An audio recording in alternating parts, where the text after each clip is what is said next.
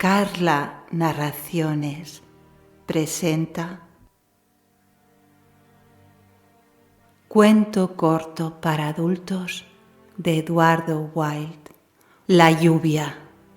No hay tal vez un hombre más amante de la lluvia que yo. La siento con cada átomo de mi cuerpo, la anido en mis oídos y la gozo con inefable delicia.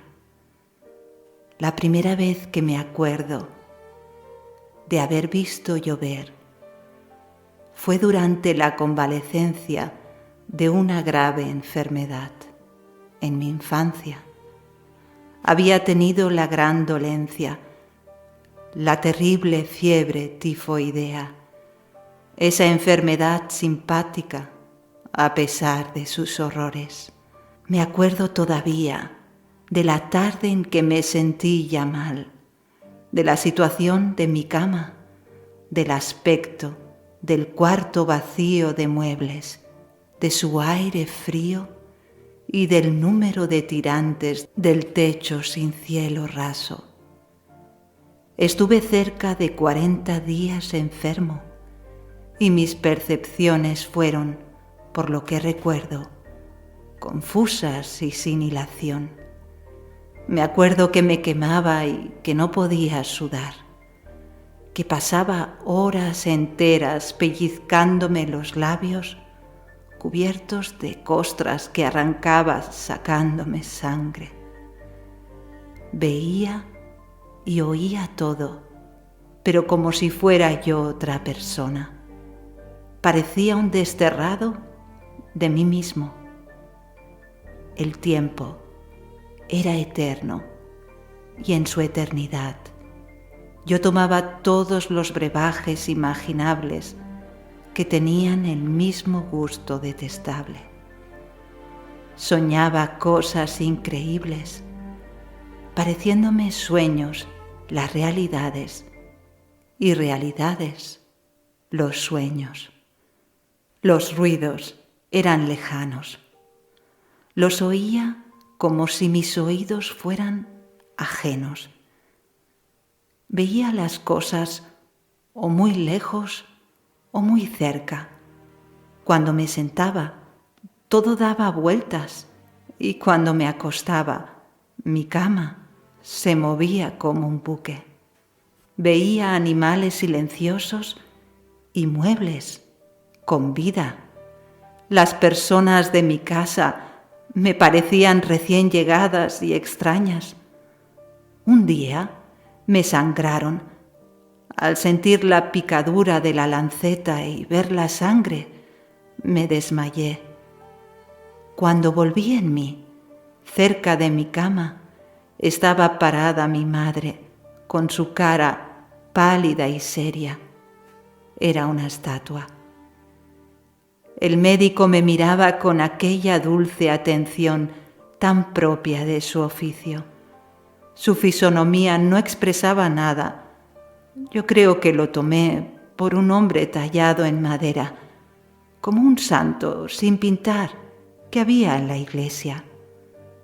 No me acuerdo haber tenido dolores durante mi enfermedad.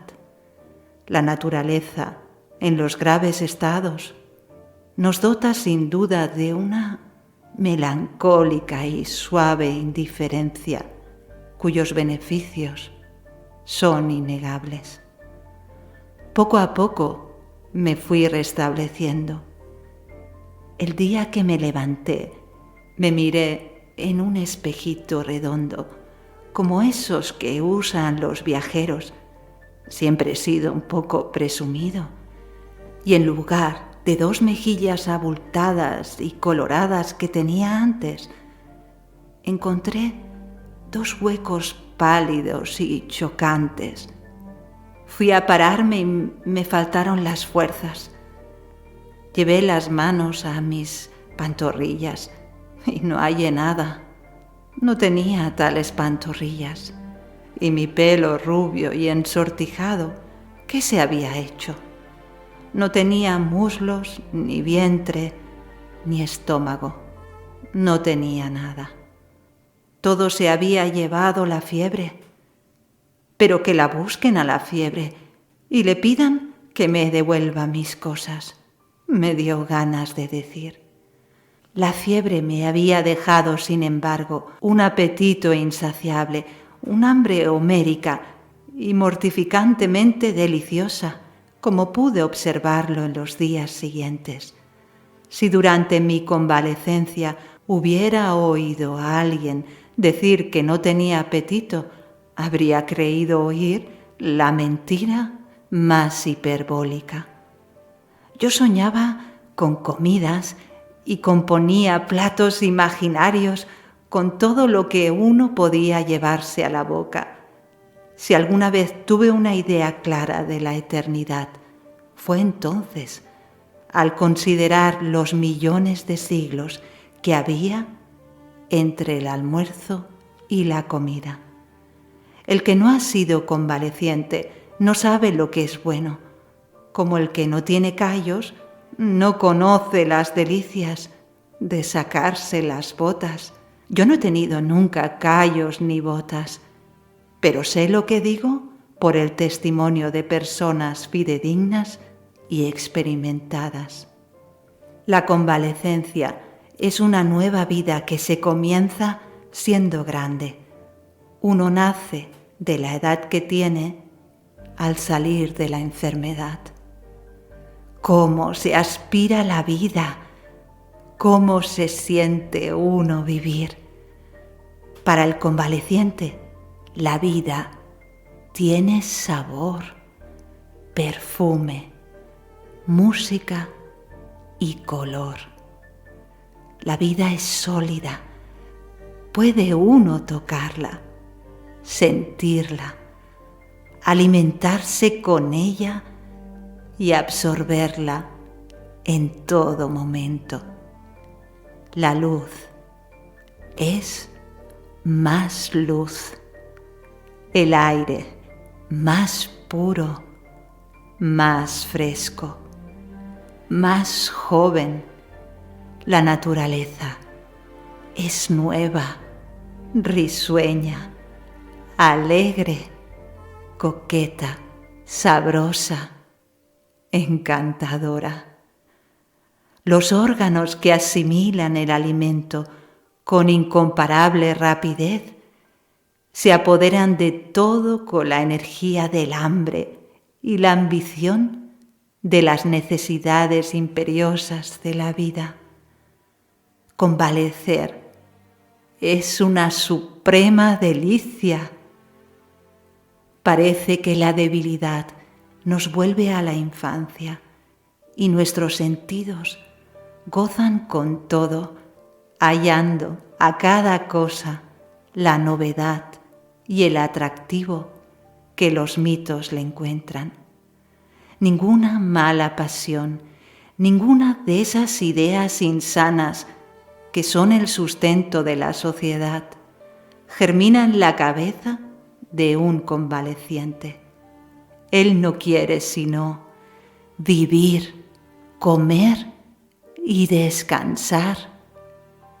Se levanta tan pronto como puede para tomar el día por la punta. Vive con gusto su vida durante unas cuantas horas y se acuesta después para dormir con un sueño profundo, robusto, intenso, dormido de una pieza. Y luego las gentes son buenas, compasivas, las caras amables. Hay sonrisas en todas las bocas para el convaleciente que se deja adular, regalar, felicitar y cuidar, sin inquietarse siquiera con la sospecha de que sus contemporáneos no esperan sino que se ponga fuerte para volver a agarrarlo por su cuenta y morderlo, despedazarlo y combatirlo, como se usa entre hombres que se quieren y que por eso viven en sociedad. En fin, yo estaba convaleciente, pálido, flaco, sin fuerza. ¡Qué traza la que tenía!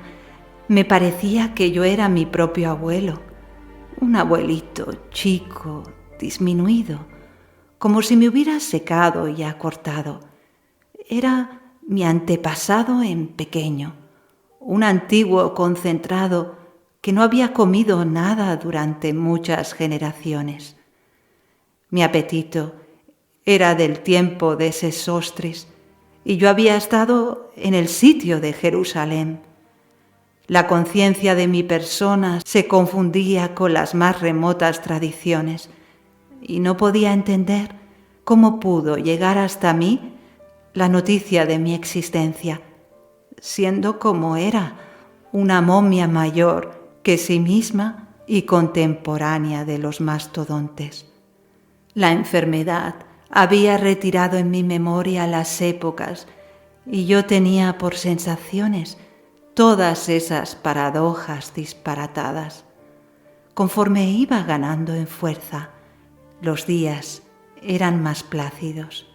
Durante algunas horas me sentaba a recibir el sol que entraba en la pieza y mi silla lo seguía en sus cambios de dirección hasta la tarde.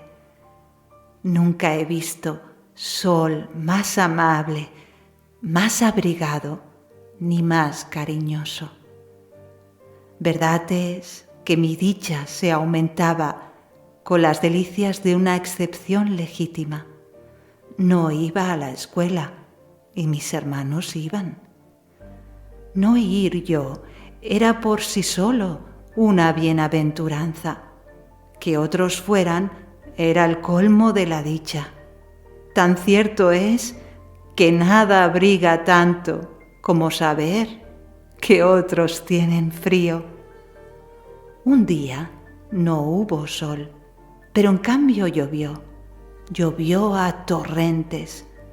El patio se llenó pronto de agua y las gotas saltaban formando candeleritos que la corriente arrastraba. Estos millones de existencias fugitivas corrían como si estuvieran apuradas al son de la música del aguacero, con acompañamiento de truenos y relámpagos. Había en el aire olor a tierra mojada, perfume inimitable que ningún perfumista ha fabricado, y revoloteaban en la atmósfera las luces de cristal de las gotas saltonas, acompañadas por el ruido inmutable, acompasado, monótono, variado, uniforme, caprichoso, metálico y líquido, propio solo de la lluvia. Yo habría querido petrificar mis sentidos y que la lluvia continuara eternamente. Allá lejos, en el horizonte limitado por cerros rojos o grises que punzaban el cielo con sus picos, el agua caía a veces en hilos paralelos o en torbellino, en polvo cuando el viento arreciaba, en bandas o fajas impetuosas según los sacudimientos de la atmósfera y precipitándose por las hendiduras y las pendientes. Llegaba roncando al río para enturbiar su clara corriente. Las nubes viajaban por los cielos en montones como arrastradas por caballos invisibles, azotados por los relámpagos que cruzaban como látigos de fuego en todas direcciones. El cielo en sus confines semejaba un campo de batalla. El oído, estremecido, recogía el fragor de la pelea y los ojos seguían el fulgor de los disparos de la gruesa artillería eléctrica. Pobres viajeros con semejante lluvia, Mi imaginación los acompañaba en su camino por los desfiladeros, por los bañados, y los veía recibiendo el agua en las espaldas, con el sombrero metido hasta las orejas y con la inquietud en el alma. Aquí atraviesan un río cuya corriente hace perder pie a los caballos. Allí cae una carga. Más allá se despeña un compañero cuya cabalgadura se espantó del rayo. Pobres navegantes con semejante lluvia, sobre la cubierta de la nave solitaria que toma un baño de asiento y una ducha al mismo tiempo en el océano, corren los marineros con sus ropas de tela perfumada con brea a recoger las velas, mientras el capitán se moja las entrañas con ron en su camarote para que todo no sea para el agua. Las puntas de los mástiles convidan centellas, la lona se muestra indócil, la madera cruje y el buque se ladea sobre las ondas como si fuera un sombrero de brigadier puesto sobre la oreja del mar irritado. Solamente los mineros están a sus anchas con un tiempo tan hidráulico, no saben siquiera que ha llovido, y cuando salen de su trabajo, negros de polvo de carbón o de metal, se sorprenden de que haya podido llover sin su consentimiento y sin su noticia. ¿Y las lavanderas? Nunca he podido explicarme por qué dejan de lavar cuando llueve y las vemos recoger sus atados, ponerlos en la cabeza y ganar su domicilio bajo ese paraguas absorbente. Pura rutina. Cuando estaba yo en la escuela, tiempos duros aquellos, y comenzaba la lluvia, el maestro, un terrible maestro, se distraía o se dormía con el ruido narcótico del agua, y mi Catón, mi Robinson Crusoe y mi Plana se retiraban al infinito. Yo solo existía para adormecerme con la elegía de la lluvia, y una deliciosa estupidez se apoderaba de mí sin que fueran capaces de sacarme de ella todos los Catones posibles, todos los parientes de Robinson, todas las generaciones de maestros, ni todas las planas de la tierra.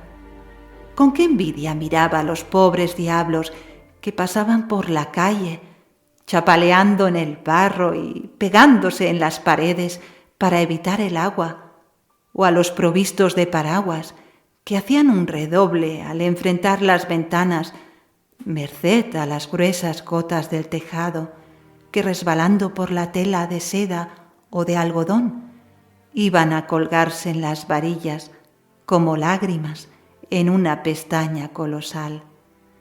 Nunca pude comprobar por qué no daban asueto en los días de lluvia.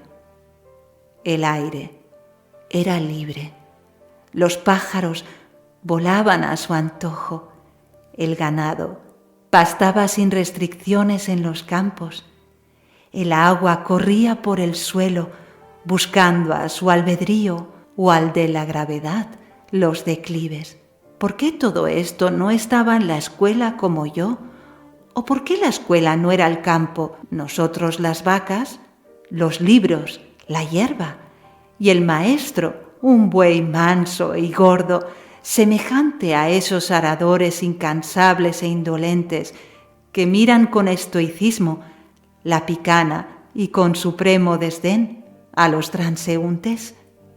Algunos años más tarde, en el colegio, la lluvia solía venir a embargar mis sentidos y muchas mañanas, antes que sonara la fatídica campana que nos llamaba al estudio, me despertaba oyendo llover como si el agua hubiera trasnochado para estar lista ya a esa hora.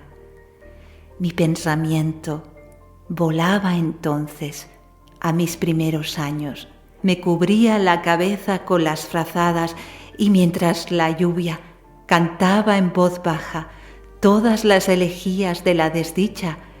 Mi delicia era representarme mi casa, las personas que conocí y amé primero, y mi propia figura correteando sin zapatos por el patio anegado.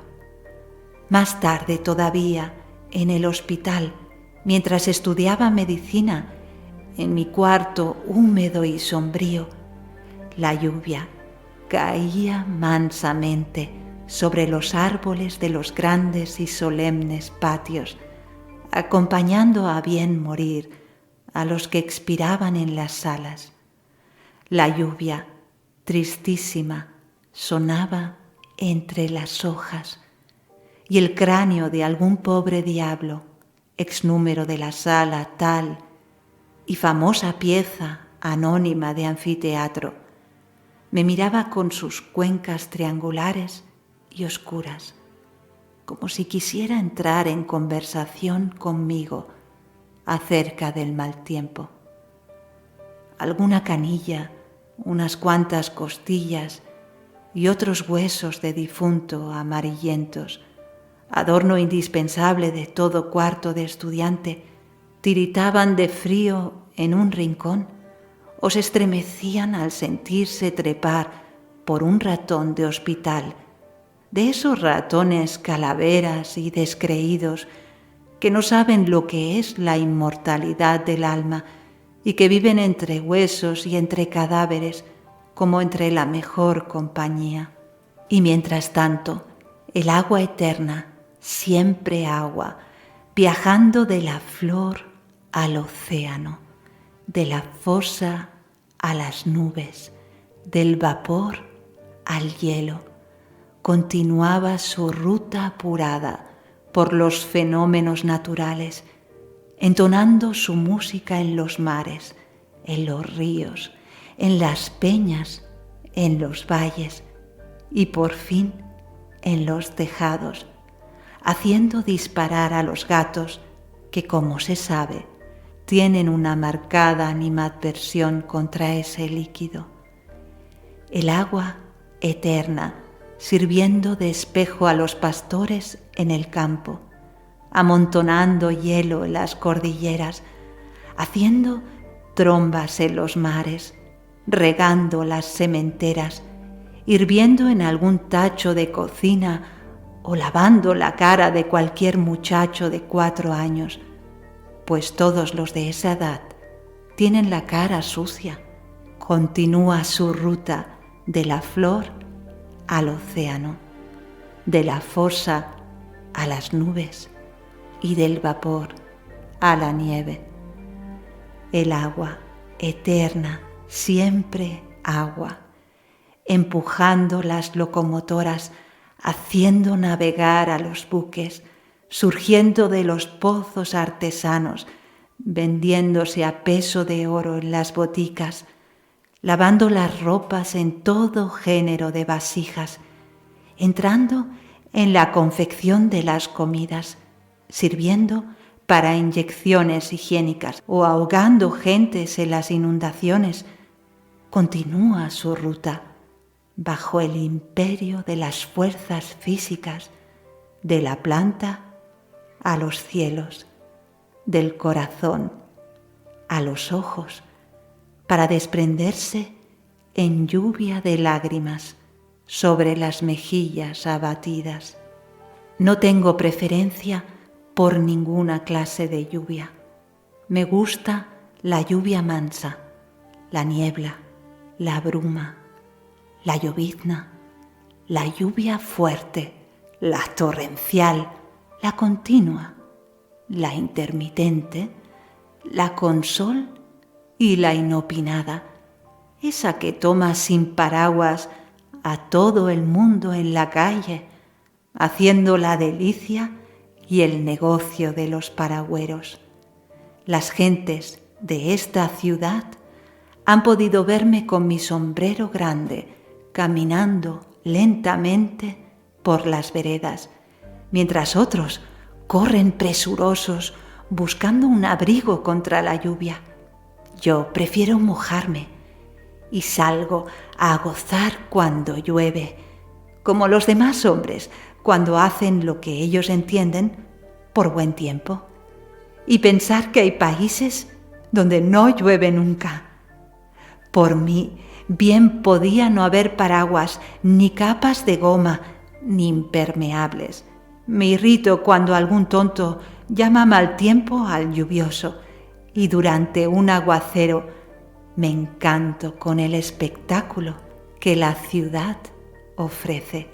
El aire está fresco, la luz es tenue y delicada, no grosera como en los días de sol. Los edificios se lavan y se asean. El agua limpia las calles. Los viandantes andan deprisa vestidos de fantasía. Los carruajes se ponen en movimiento y van dando cabezadas a un lado y otro, como quien opina de diferente modo.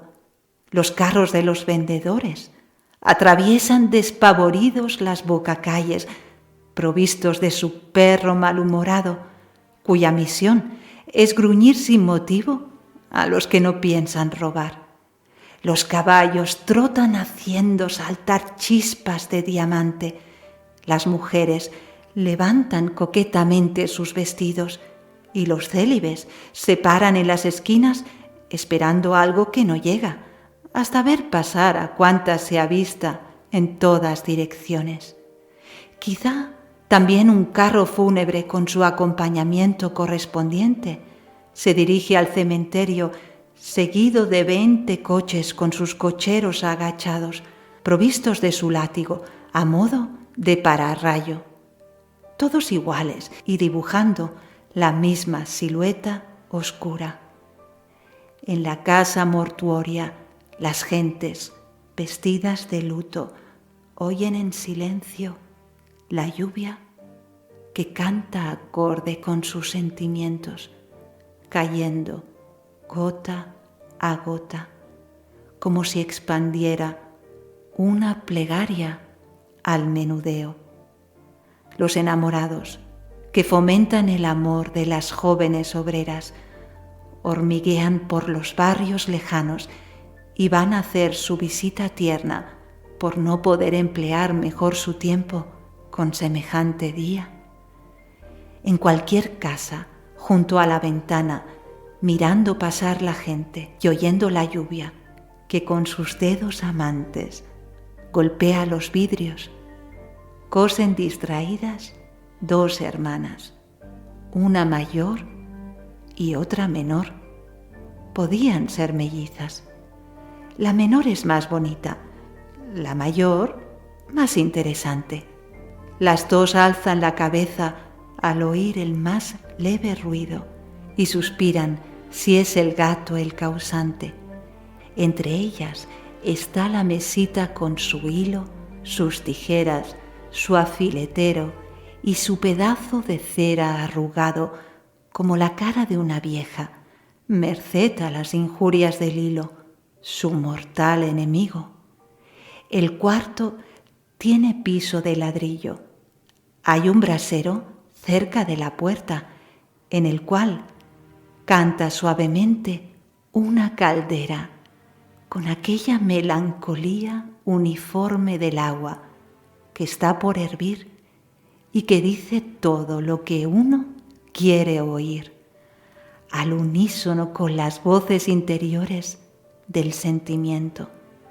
Hay además en la pieza una cómoda de caoba, en cuyos cajones moran mezclados los cubiertos sucios, las ropas, una redecilla, 2 o 3 abanicos, varias horquillas y añadidos de pelo, una estampa de modas, la libreta del almacén, un borrador de carta amorosa que comienza con esta ortografía: mi querido amigo de corazón, y una multitud más de objetos de todas las épocas.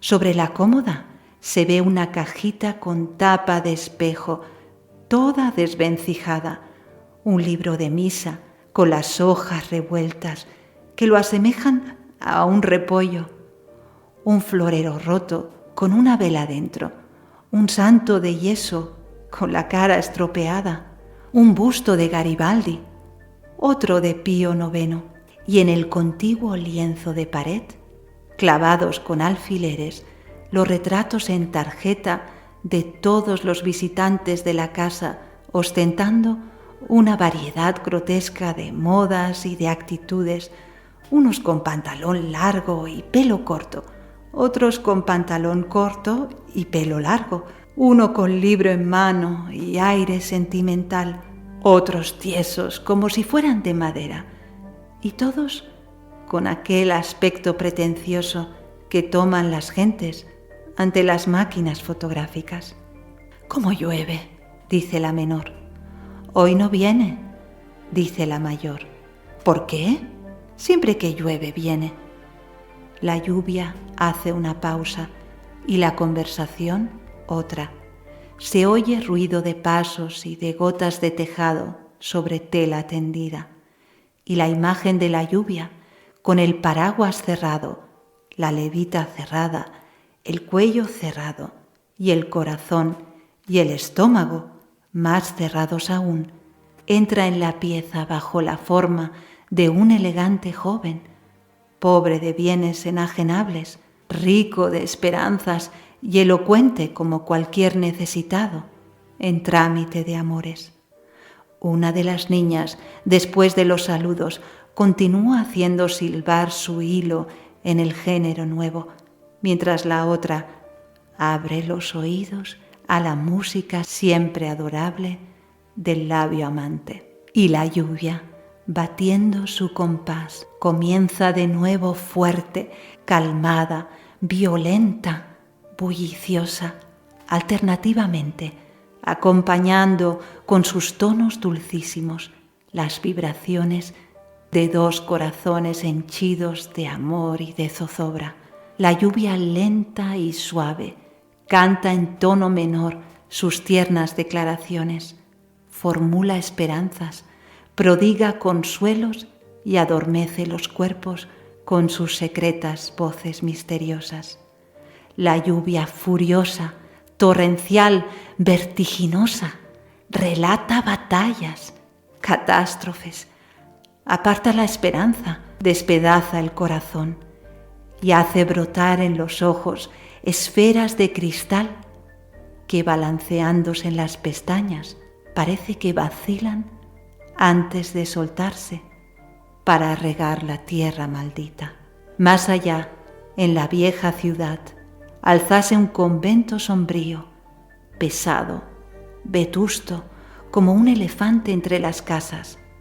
Una ventana microscópica trepada en la pared, enorme, da paso a la luz que penetra sigilosamente en la celda de un fraile, para insultar con la novedad de sus rayos una cama vieja, una mesa vieja y una silla vieja también. 3 muebles hermanos en flacura que instalaron allí su osamenta hace 2 siglos y en los cuales 1000 generaciones de insectos han llegado en la mayor quietud a la edad senil. La bóveda amarillenta da atadura a cortinas colosales de telarañas, donde yacen aprisionadas las momias de las moscas fundadoras y donde merodean silenciosas arañas calvas y sabandijas bíblicas enclaustradas, aun cuando no siguen la regla de la orden. Allí se han enloquecido de hambre las pulgas más aventureras e ingeniosas, y las polillas, después de haber roído todas las vidas de los santos, han entregado su alma al Creador bajo los auspicios de la religión. Un libro con tapas de pergamino se aburre de sí mismo entre las manos de un padre también de pergamino, que mira desde la altura de sus 70 años con ojos mortuorios de ágata deslustrada las letras seculares de las hojas decrépitas e indiferentes. En el patio del convento crecen los árboles sobre las tumbas de los religiosos y la lluvia que cae revuelve el olor a sepulcro de la tierra abandonada. La mente del padre, huida de su cerebro, vaga por no sé dónde, mientras él, estúpido de puro santo y sordo de puro viejo, no oye los salmos que canta el agua, desplomándose de los campanarios y azotando los claustros. Las pasiones han abandonado su corazón, los años han secado su cuerpo, han oscurecido sus sentidos y lo han arrojado ahí, sobre esa silla, para que vegete en vida, sin más instigador que el tañido de la campana, único motor de su cerebro, habituado a despertarse, ahora dada por la costumbre cotidiana que lo obliga a cumplir sus deberes maquinales. Dulce vejez sin dolores y sin enfermedades, premio de la vida austera. Tú que marchitas los sentimientos y despojas de aguijones el corazón del hombre, ¿por qué no dejas siquiera los oídos abiertos para escuchar la lluvia que dice tantas dulzuras al desfalleciente y al moribundo? Y mientras el viejo duerme su vida, en la ausencia de todos los excitantes de los sentidos, abandonado de sí mismo en su celda helada, la lluvia, saltando sobre los tejados, apurada por las calles, chorreando por las rendijas, mandando su agua por los albañales o formando arco iris en los horizontes, refresca, anima y vigoriza la naturaleza o enferma y destruye los gérmenes de la existencia humana.